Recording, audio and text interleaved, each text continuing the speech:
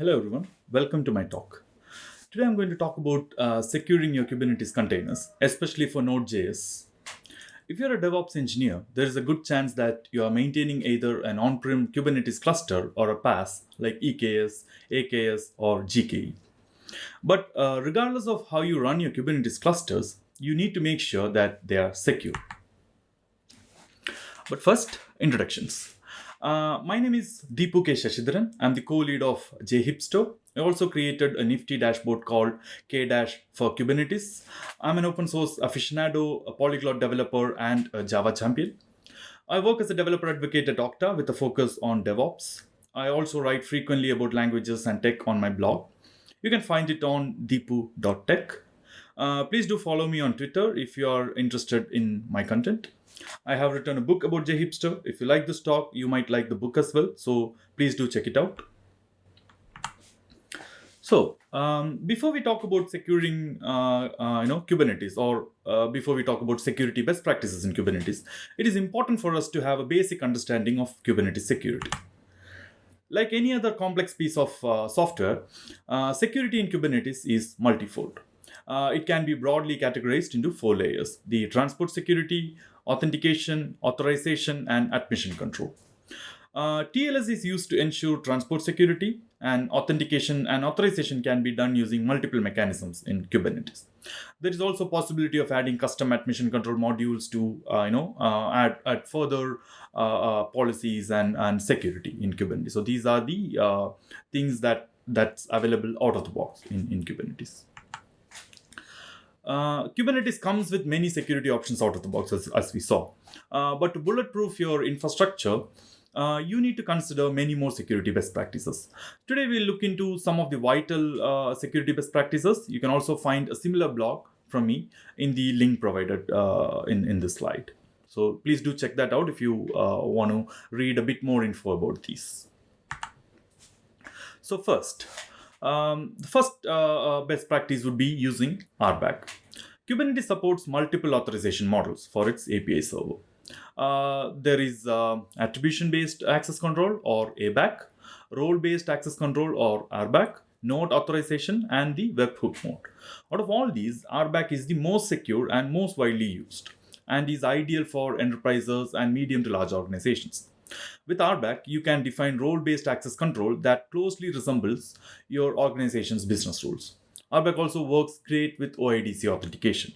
So with RBAC, you can have much more flexible control of who has access to what, and you can model it based on how your organization is structured, based on your departments, and all these things.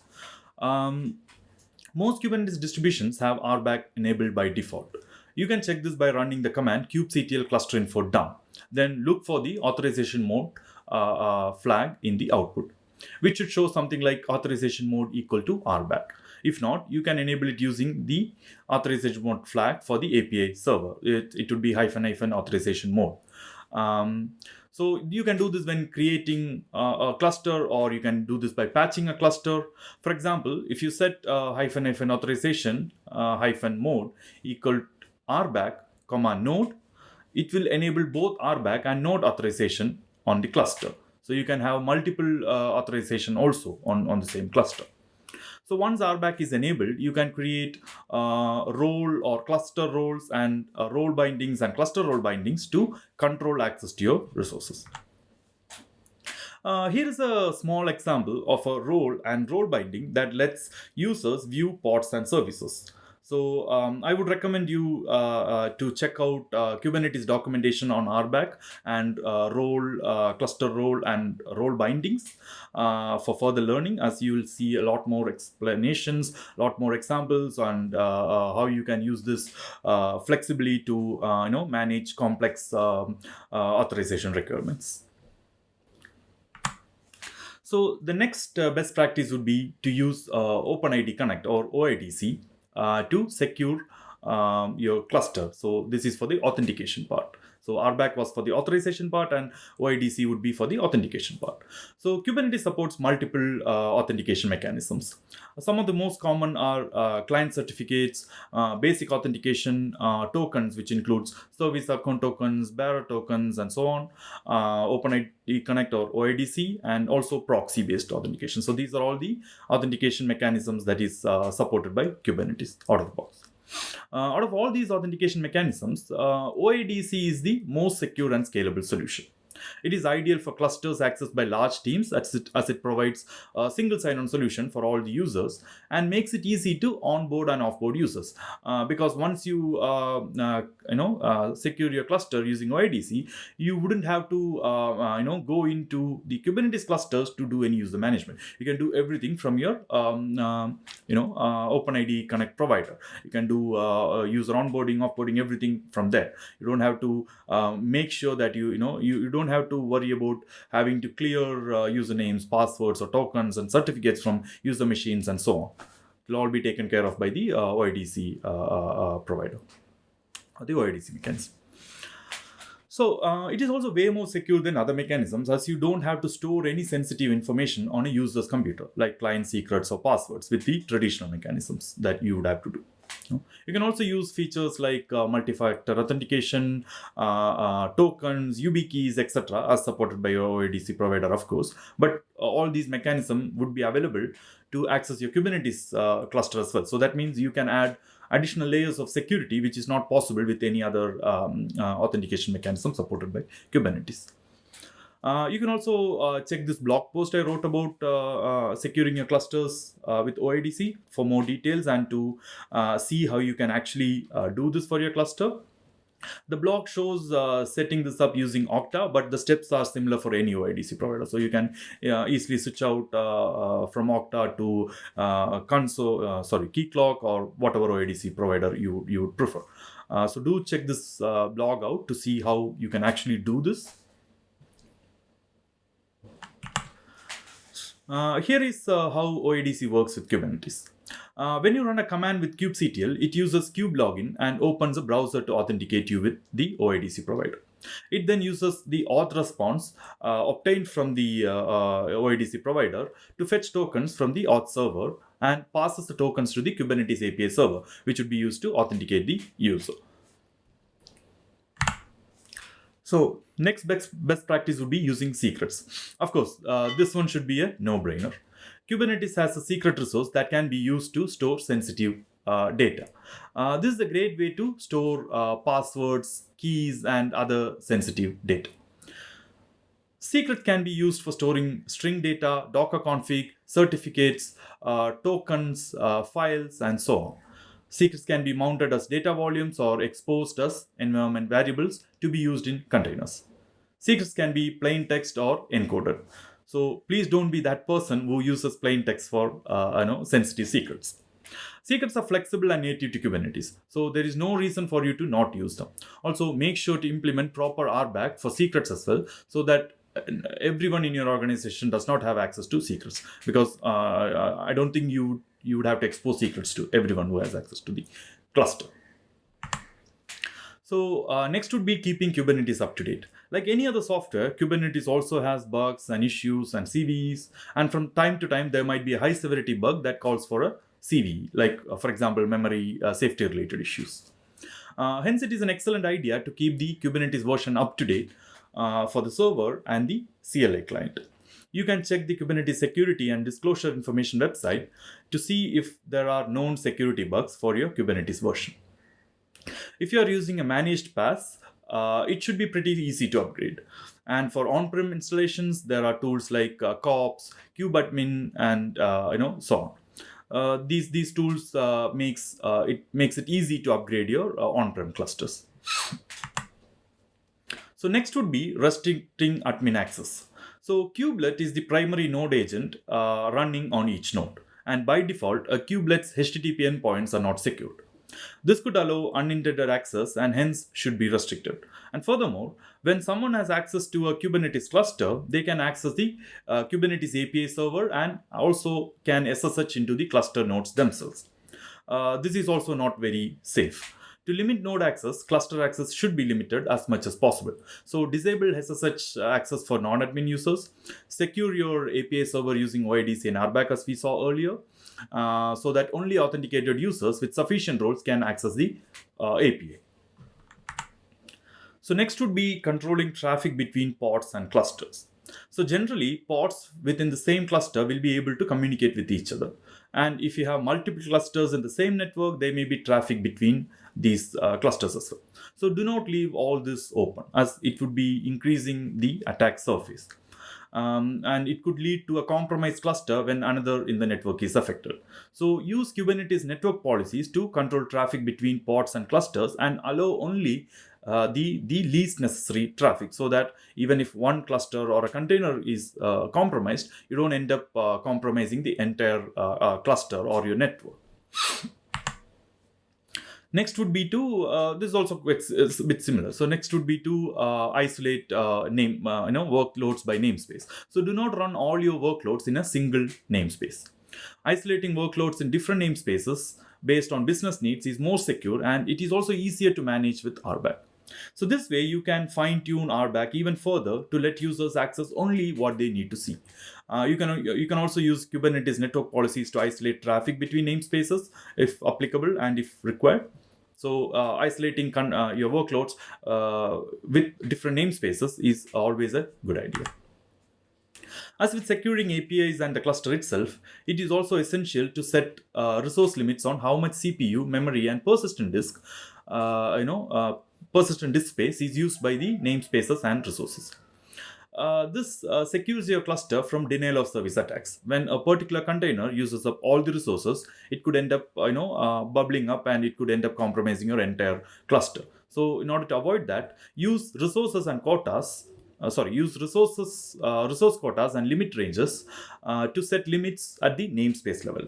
And you can also use requests and limits at the container level to set some limits as well.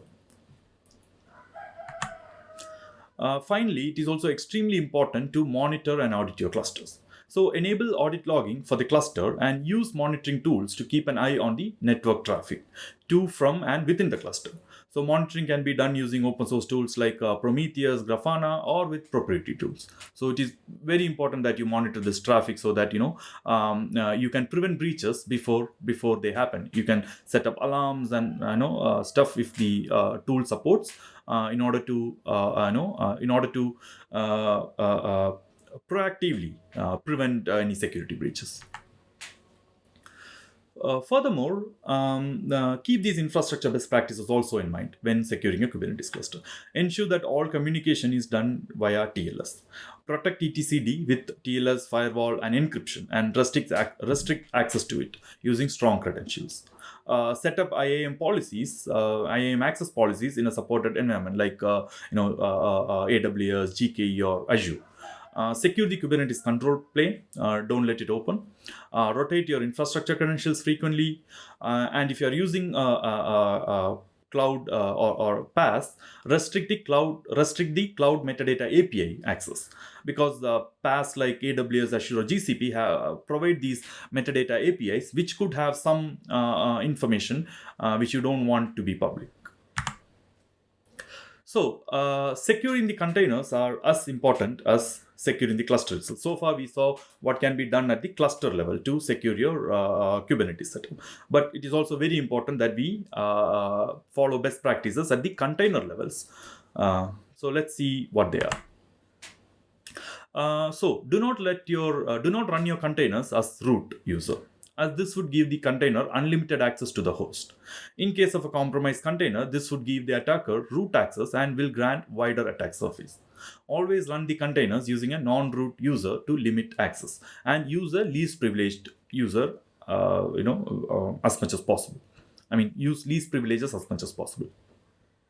For Node.js containers specifically, the official base images have a least privileged user called Node.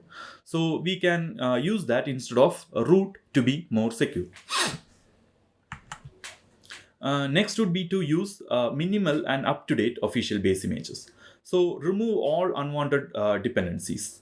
packages and debugging tools from the image, as it will make it more secure, it will reduce the attack surface, and it will also make the image lightweight. And make sure you use official verified images for popular software, and prefer LTS versions when possible, as they would have longer security patches and updates. Use a trusted registry for non-official images, or for non-official images, maybe even consider building the images from source on your own and hosting it on your private registries. And if you're using third-party registries, always verify the image publisher and make sure it is from a reputed publisher. Don't go about trusting every registry or every publisher you come across. The next would be to prevent loading unwanted kernel modules in containers. Especially during development, we might end up using more from the underlying Linux kernels for debugging purpose or testing purposes.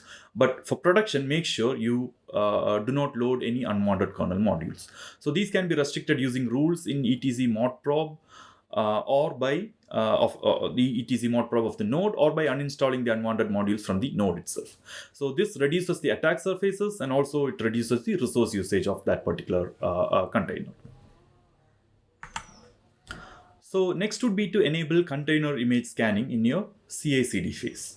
So this would help you to catch known vulnerabilities before they become an attack vector.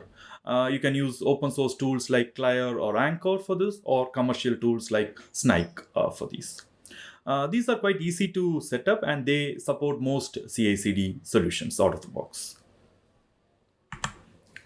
Another best practice for containers would be to use Docker Bench for security to audit your custom images, custom container images for security best practices. So if you are building container images for your application, it's a good idea to run it through Docker Bench for security to ensure that you are following all security best practices, and also to discover additional security best practices that you can do for your particular container. It's a great tool to ensure that custom images you build for production follow all the best practices possible. Another best practice for your containers would be to use pod security admission.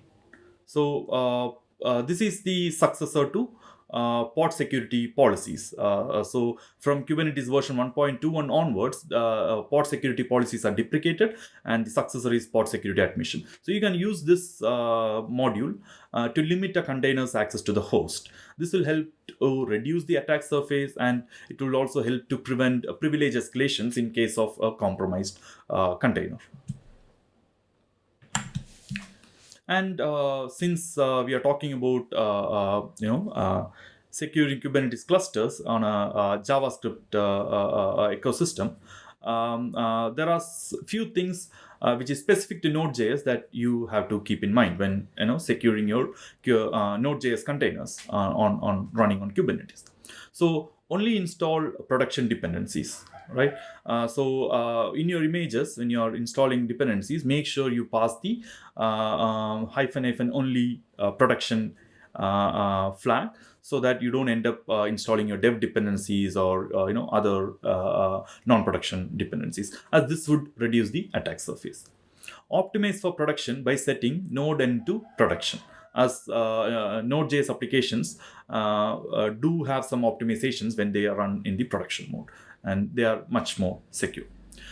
Safely terminate applications using an init system like dump init.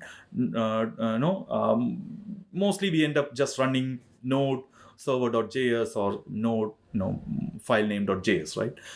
But that is not ideal, as in case of application crashes, things are not cleaned up. It's not application is not terminated properly. So use a system like dump init, so that all the SIGINT signals from your host is passed on properly to the application itself.